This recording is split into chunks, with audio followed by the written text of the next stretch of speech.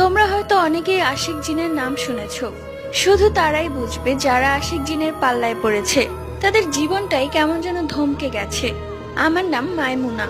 আমার গায়ের রং ফর্সা আর চোখ দুটো বড় বড়। এই নিয়ে অনেক ছেলেই আমার উপর ক্রাশ খেয়েছে, কিন্তু আমি অত শত পাত্তা দিতাম না। বর্তমানে আমি ক্লাস 10-এ পড়ছি, কিন্তু ইদানিং আমি দেখি সাদা জুব্বা পরা একটা লোককে রাস্তা দিয়ে কোথাও যাওয়ার সময় দেখতাম সে লোকটা আমাকে ফলো করছে। তার চেহারা তো বোঝা যায় না, কিন্তু সে অনেক লম্বা, স্বাভাবিক মানুষ থেকেও অনেক লম্বা। সে দূর থেকে হেঁটে হেঁটে আসতো।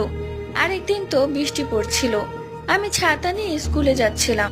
হঠাৎই পেছনে তাকিয়ে দেখি সেই লোকটা আসছে। আমি লক্ষ্য করলাম সেই বৃষ্টির মধ্যেও এক ফোঁটাও ভিজছে না, বরং এক দৃষ্টিতে আমার দিকে তাকিয়ে হাঁটছে।